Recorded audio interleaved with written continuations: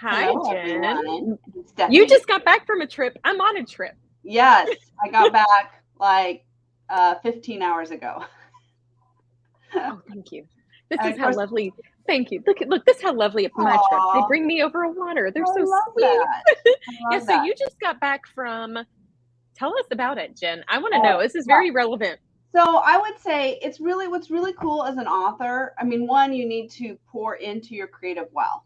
And so Yes. things that Yes. are not only just restorative, but excite you, like get your creativity going. So if you love art, going to museums, if you love music, if you love live performances, if you love Yep. travel, whatever it is. And so I had, Laura Ingalls Wilder inspired me as a little girl to be an author, and I had always wanted to go and revisit That's all of awesome. her home sites. I just did the upper Midwest ones. There's still like Kansas, Missouri, New York, where her husband was from.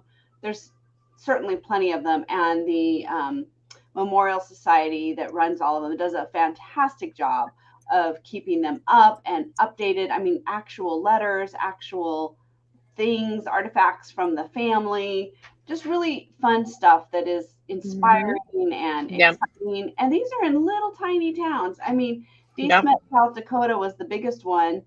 She lived there 15 years, and I mean, there's only 1,100 people there. So they did such a great job. I mean, I got to stay in one of the in Baker Ruth's house. So that's a person Oh my gosh. mentioned in the books, and it was trained into a B&B. And then one of the proprietors is also one of the docents at the museum. And so That's there's just awesome. little house stuff everywhere. It's very, very exciting. I did bring home 2 mugs, but they're in the dishwasher, so I just have to Oh, wait. bummer. Well, hey, look, mine's a Panera Bread chai tea mug today. That's awesome, So Jen. And I know that was like a big milestone trip for you. We're yeah. not going to talk about birthdays or Oh, whatever, but it's a I mentioned how old I was on Instagram. So if you want to know, you can go on Instagram and find out. yes, she's a beautiful 21-year-old. Yeah, That's what Jennifer is. yeah, younger than both of my children. I Yeah. don't know how that We, works. God's got that figured out. We don't have to know how that Yeah. works. But it was really fun. On my birthday, I got to drive a covered wagon pulled by two That's horse-drawn crazy. horses, Jack and Annie. That was really fun. It was just lots of fun. I was on the Ingalls homestead for my birthday. That was really cool. And I That's just, special. even though I'm exhausted because yesterday I literally traveled 16 hours to get home. Because again, these places are in the middle of nowhere. I left the B&B at 3:45 in the morning and drove across a pitch black prairie by myself for an hour and nobody else inside. And it is black. And one Oh thing my I didn't realize God. about South Dakota is how many lakes there are. There's just lakes Really? everywhere off I've to the never side of been. the road. I need to go. And I thought, oh my gosh. And I saw 2 deer. And I thought, oh my gosh, if I hit a deer and I end up in one of these lakes, I'm going to die. Oh But no, do you not have deer in California? oh, not really much where we live. Shit. I No. saw one this morning just sitting on Yeah. the side of the road while I was No, I driving mean, here. I'm used to them from when I lived in the Midwest, but Yeah. not too many. I mean, there's just way too much Yeah. hustle and Too many people. yeah. Yeah, that's You go in awesome. the Well, mountains and you find them. Yeah. I love how But you acknowledge with these beautiful moments in these small little areas. I think we overlook those, and oh I yeah, think they're my favorite. They're my favorite. yes. I really had a really great time, and honestly, the nice thing, of course, depending on the time of year you go, but summer, the sunrise came up early, and I was headed due east, so well, I was headed kind of northeast, but the sun. I mean, after about an hour, everything kind of lightened up, and then I was able to Mm, see. We had thunderstorms, but it was great because the rain just seemed to part when I got to the place I wanted to yes, go, and that's so I awesome. encourage. I mean, now I'm thinking I want to go to Prince Edward Island and see where Anna Green Gables took place, and I think there's something. Can I go? That was Yes, my series as a kid, Jen. let's go. Let's go I do. wasn't. I have the whole series of Anne of Green Gables. I keep trying to Yes, talk my daughter into wanting to read it. Like I promise, it's great. Caitlin loved the original BBC movies series that they did. Yeah, She loved that when I she was love about it. Lindy's age. So Lindy might That'd know be very the relevant. movies. That's fun. I would love to do that. It's just, I think as writers and authors, we have to get ourselves out of our comfort many times. I mean, it's Yes. uncomfortable when you send a manuscript to an editor. It's uncomfortable when you put the first word on the page. It's uncomfortable when the book becomes published and somebody you don't know is reading your book. That is uncomfortable. There's all these elements of uncomfortability. Right. And yet we have good things come from that. And so when we put ourselves in a different situation, we get inspired differently. And that's where I'm at this Yeah. weekend. I do a quarterly CEO retreat with me, myself, and I, the 10 different Stephanies in my head that come to the table. And I am here not about 20, 30, no, actually it's like 30 or 40 minutes from my house, in a small little community, not far, but I love it. They are so kind and hospitable, but I love this time because I'm not in my normal, different Yes. creative juices flow. Yeah. And whether that's like for me, last time I came, I don't know what I even accomplished. I just needed a break, a mental break. But this time I have plans. I have things I got to do. Jen knows the things I have to do because I owe her things to get it over the finish line. But, I think you have to put yourself in those creative places so that you can try new things. Zan wants to go with us to Anna Green Gables. Hey, you know what we should do, Jen? We should do a writer's retreat there. Oh, wouldn't that be awesome? Well, and Zan has good news to celebrate. Talk about putting yourself out there. Zan's book is up for pre-order, and you can get put it in the chat, Zan. Put it in the chat for us. But the book is up for pre-order, so you can go see the lovely cover. Awesome. And it's worth celebrating because again, it's going out of your comfort zone and putting yourself out there for the whole world to essentially judge you.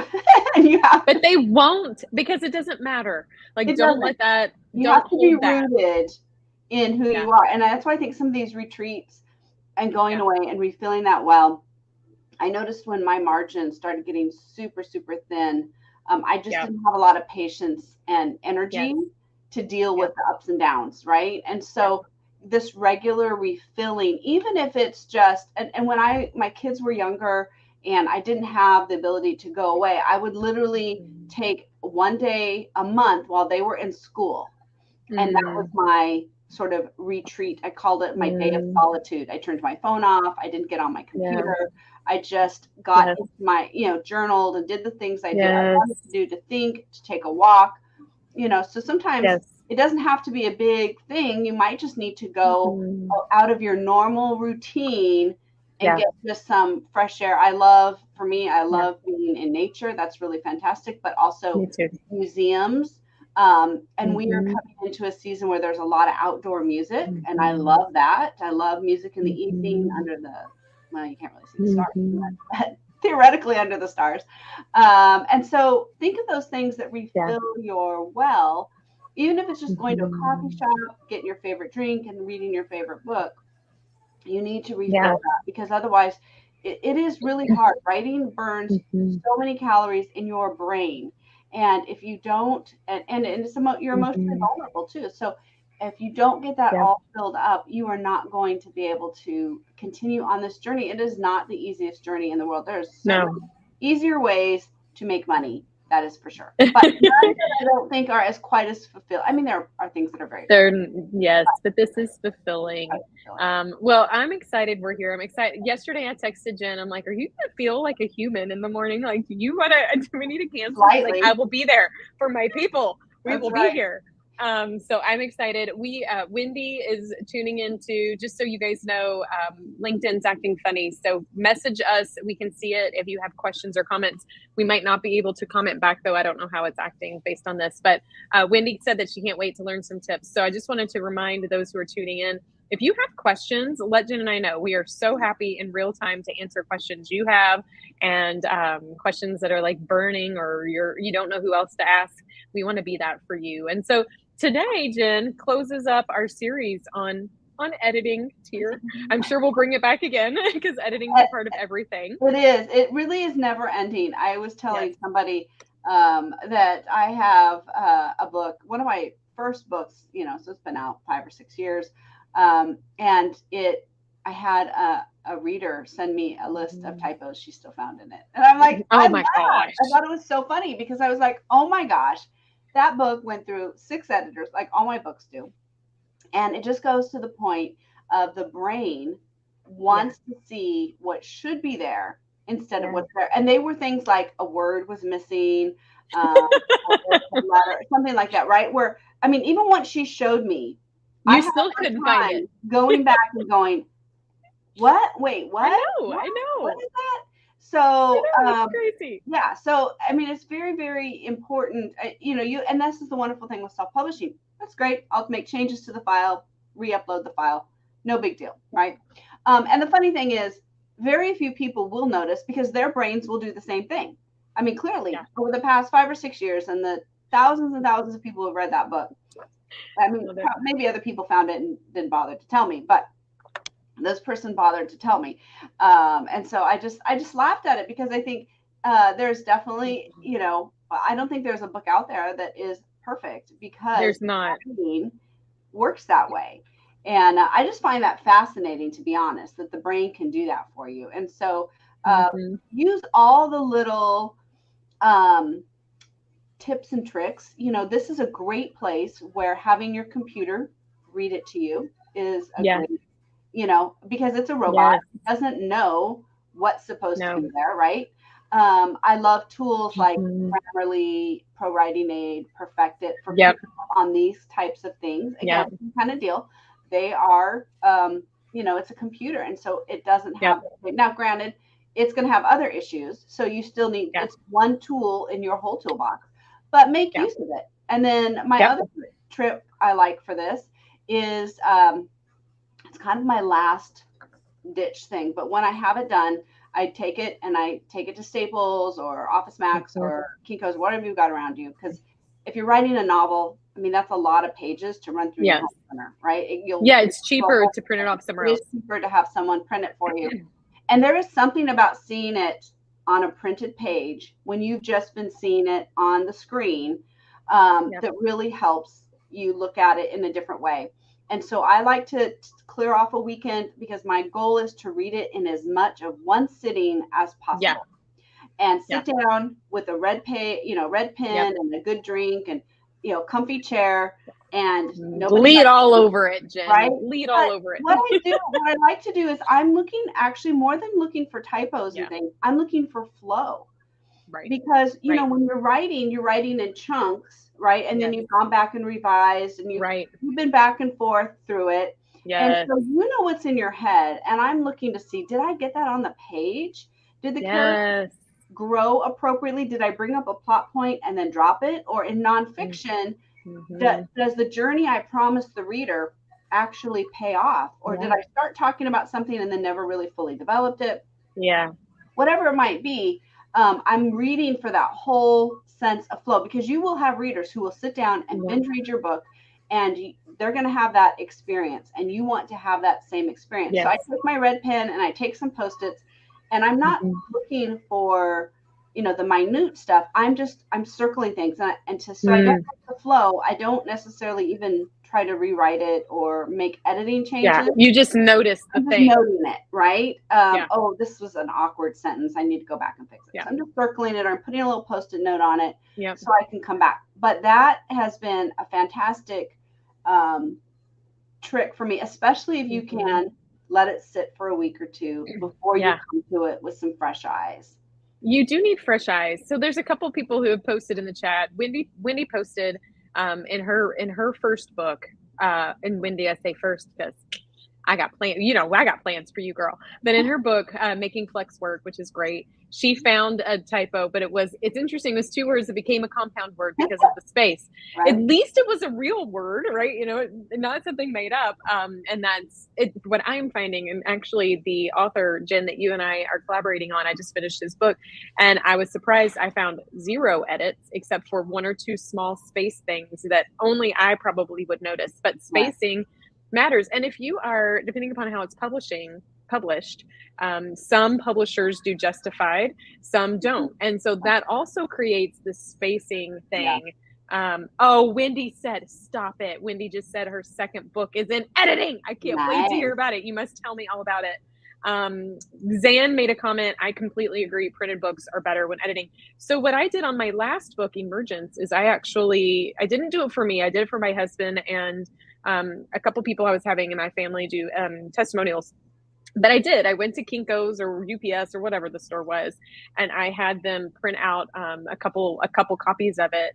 And then when I sat down to look at it, Jen, it was also important because I'm looking at it. I don't want to look at it for the typos. I'm looking at it. How does it fall on the page? Do I like how it's on the page?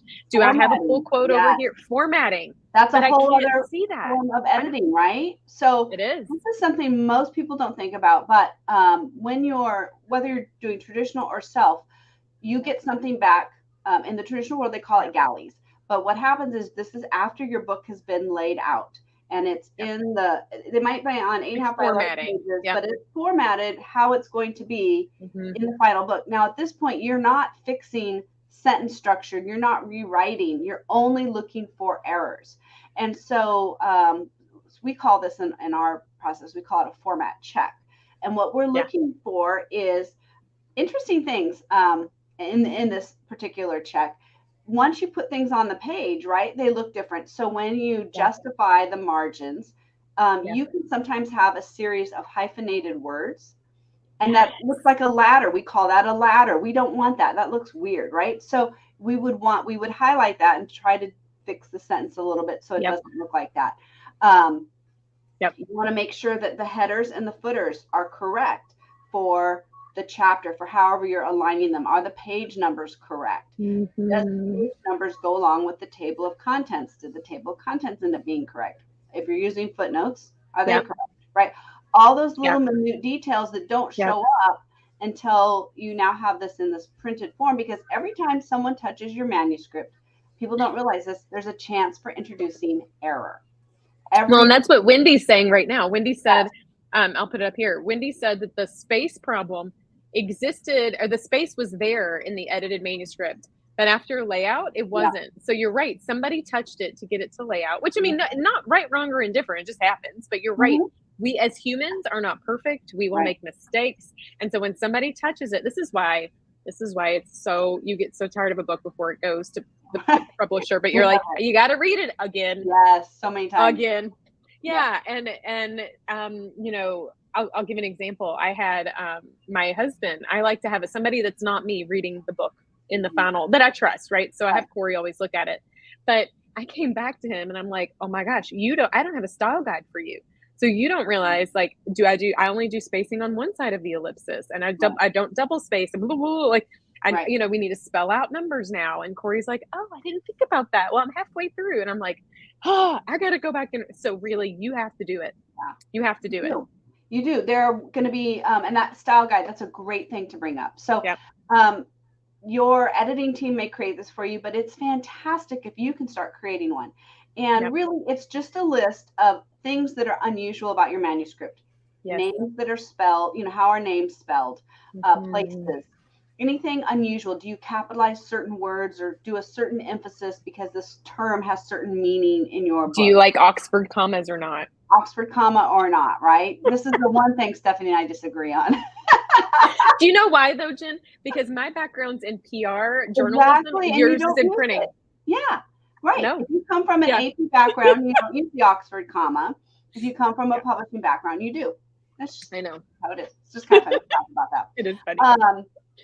Things that will be helpful for you to remember as an author, like you might want to note someone, a particular characteristic of your character, like their hair and eye color, especially if it's an unusual, you know, something that you're going to have a hard time remembering. Anything you need to be consistent on and keep track of, a style sheet is perfect for that. And then it just follows your project. So your editing team can look at it, and then the formatting team can look at it, and it can stay consistent throughout. So do yourself a favor on the front end and create that. And then especially if you're writing a series, whether, again, fiction or nonfiction, you can be consistent between those books. And so you'll have that consistency. And that's where things like formatting really do play a big role in consistency in a series, whether it's, again, fiction or nonfiction. You want those books to look like they belong together.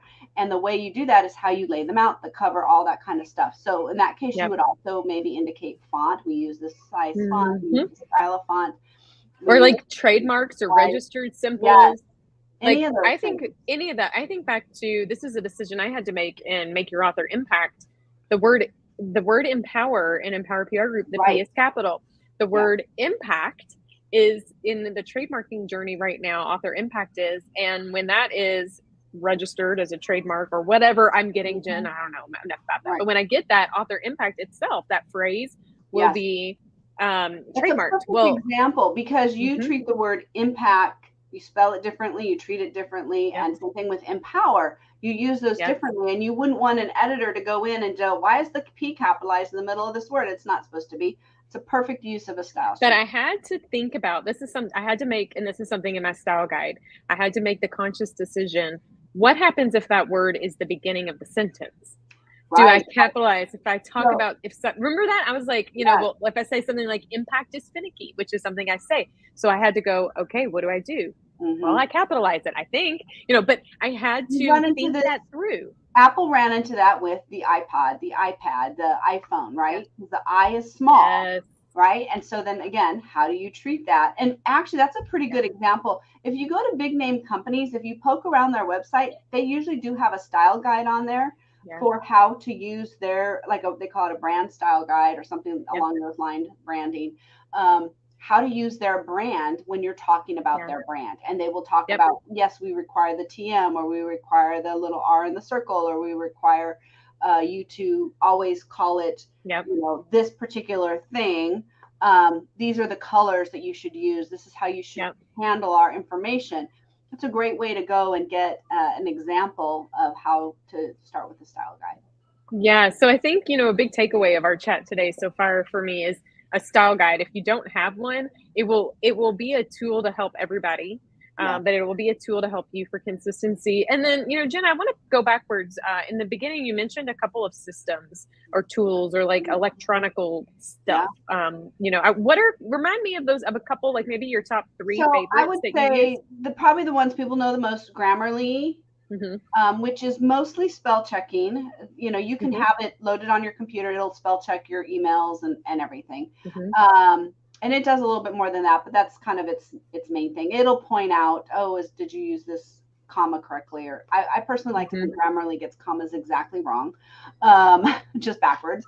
But so you need to know the rules. But it does highlight things, so it draws your eye to it, so you can look at it, because it's very easy to start skimming or to kind of check out and stuff.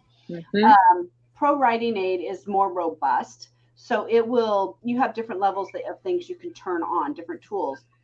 It might ask you to rewrite the sentence because you've used this sentence structure one time in this page, and so it might suggest that you make some rewrite. So it helps you write something in a more robust fashion. That's cool. Yeah, it is really cool. It's very time consuming. So you wouldn't want to do a whole book that way. Struggling with a section, it can definitely help you think about a new way to write this, and you can take suggestions or not. And of course it does spell check and grammar and that kind of thing too. And then the tool I use the most is Perfected. And Perfected is a consistency checker that goes, you can load your own personal style guide. So I have Chicago Manual Style loaded in there. It only works with Microsoft Word. It's like a plugin for Microsoft Word. So when I'm proofreading or a final copy editing pass is usually where I run it. I run Perfected, and it'll say, hey, in your bulleted lists, some of them you start with capitals and some of them you don't. Which way do you want to go? Or you capitalize this word here, that's but cool. Place you didn't, right? So it checks you for those things are so hard as humans for us to remember. So it's really good for picking that up. I love it for that, and I think it's fantastic for that. So I use it to help that final polishing pass. So they're all really great tools. They all have trials, free trials, and so I recommend people check them out, play with them a little bit, see what you think, see what works best with your style. You cannot take anything they say as the truth, right? You have to. It's AI. Yeah, it's a computer, it's a machine. English is so crazy. And I taught on this last week, and I said, when I say the word fly, what do you think of? The insect, what a bird does, what a plane does, on the fly. Yeah, a part of your pants, right? It could be a verb, it could be a noun, or the covering of a tent, a rain fly, right?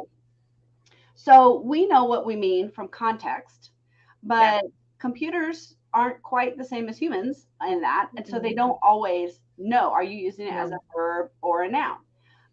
With conjunctions, do you use a comma with a conjunction or not? It depends. Is there a complete sentence after it, or are they sharing the same subject? If they are, there's no comma. If there is no sentence, there is, right? But this is where my issue with Grammarly is a lot of times it suggests you should have a comma in front of every conjunction, and that's not true. You don't need a comma in every conjunction. Here's another great example. If I say, this is Kate's brother, comma, Josh, the comma tells me this is extra information. So in this case, that she only has one brother and his name is Josh. Yeah. If I say Kate's brother, Alex, no comma, I'm saying Alex is essential for me to know what brother I'm talking about. Yeah, because there might be there's multiple. There might be more than one. Brother Alex, brother Josh, brother James, whatever, right? So that's something that, again, if you don't know the rule, should there be a comma before someone's name or not? I find it most interesting, though, when you're talking about spouses, because sometimes you should have so-and-so's husband or wife, whatever, comma, and their name. Because if you don't, you're implying you have more than one spouse. Oh my gosh, there was a funny story last week. I met a woman who actually was the grandmother of one of my son's best friends.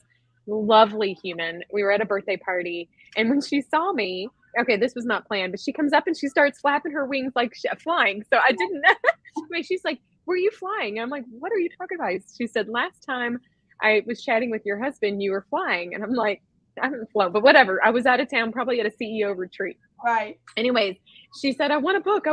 And I was like, great. And so this is why authors should always have books in their car and be able to process their credit card on their phone. But moral of the story, Jen, she made a comment. I was doing something and she noticed that she mentioned something about somebody being left-handed. I'm like, I'm left-handed. And she goes, all my husbands are left-handed. And I'm like, how many do you have, honey? And she's like, oh my God. She's like, 2. I had a different one. And it was hilarious, but it's just proof. I'm like, you had no idea when you said, oh my gosh, every one of my husbands are left-handed. And I'm like, do you have 100 that are hiding in the house? It was funny. It was really funny. But I love it. And this is why you get people like you, Jen, to come in and help with editing, because it's very obvious that you are passionate about it. It is very obvious that it makes my head want to explode. So it's nice that we can use one another's skill set to make the end product the best possible product out there, because we want to make sure that somebody falls in love with the book, that somebody cares so much about it that they tell people about it. It's like almost like better than anything for an author, and we want people to be changed by it. So editing is a part of it. If you haven't listened to in this season, like, of the last 3 ones, 1 and 2 of this series of our chats, you should. Really, really great stuff there. Okay. So Zan, this is a good question. What do you think? So this is a really hard question to answer. I wish I had a good, and maybe one of these days I need to just research a good grammar book. And you just need to write it. Yeah, maybe I know. I don't know if I want to write it. But I could probably write something about the top main errors that people need to know. I probably could do that. So the main thing we use is the Chicago Manual of Style. It is I'll show you. I don't even use the paper copy anymore because this is an old version. Look how thick that is. This is a style guide. Oh my gosh. We're on number 17 now. I think 18 is coming out soon. Anyway, I can't even get that back up there. It's so thick. So I use the online version. You can buy it from University of Chicago. It's well worth it. It's like $40 a year or something, but it's searchable, and they have a Q&A section, which is lovely. And if you are a fact finder on the Colby, you love digging into all that little stuff. If you're a quick start, you will be like, well, I don't want to know that. But Chicago Manual Style. Now, it is not a grammar guide, but it will introduce issues that people have with grammar that show up. So it's a great place to start, because whatever you discover in there is going to be appropriate for publishing. The other 2 I have right up here. These are oldies but goodies. Self-Editing for Fiction Writers by Rennie Brown and Dave King. Right, so that's pretty helpful. Again, it's a lot of editing things, but they do have good grammar advice in there.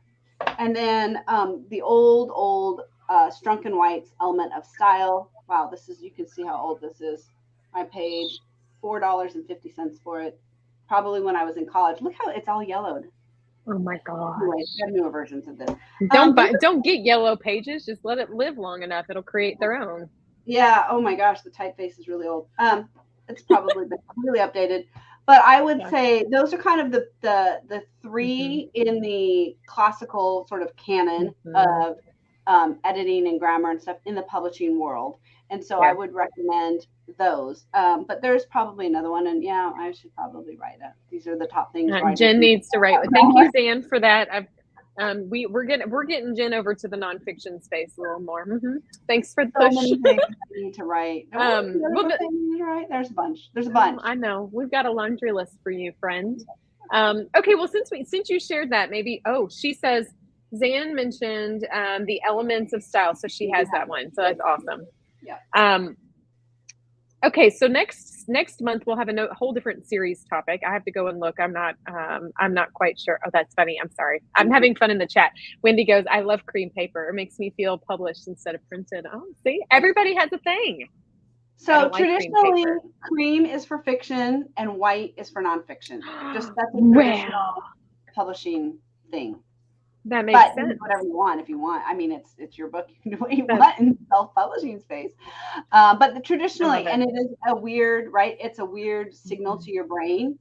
I mean, I think it would be weird for me to read fiction on white paper. It would feel like because it's fiction. I like it. Maybe that's why I like the white paper, Jen. Yeah, because you do nonfiction. So I do, and it feels really crisp. Oh, Wendy's. She's doing a. Wow. See, I know all sorts of weird little arcane facts about. I have a whole book. I don't have it. Oh, I can't reach it from here, but it's this thick, just on formatting and printing a book, like all of the little details that need to go in. Zan, you're fine. I'm sorry. Zan says I printed on white. You're fine. It's beautiful. It'll be great. Do I not have that on the worksheets, on the upload worksheets? Maybe I don't have the paper. Maybe I need that. So lovely. Well, we will be back next week at our same time, same bat station, back at the Wednesday, which is the day after 4th of July. I was sitting here thinking. So we will be back. My last day of vacation. And we'll have a whole different topic we're talking about next month. But Jen, why don't you wrap us up? And it was lovely having everybody on today. It was so much fun. Come back next time. Good. This is a great place to come ask questions. I had someone email me and ask for a brain picking session, which I don't do anymore. But I said, come to our LinkedIn Live. This is where you can ask all the questions that you want. So, anything. Anyone that you know that has questions about publishing, editing, writing, come here. We will, even if it's not the topic we're talking about, we'll answer the question. Yeah, we love it. So authors, remember, you have power, your words have power, and your message has power. So we invite you each week to come here, join us as we take all of that to the page and beyond as we launch your message and your words out into the world. Have a wonderful week, and we'll see you next week. Bye, guys.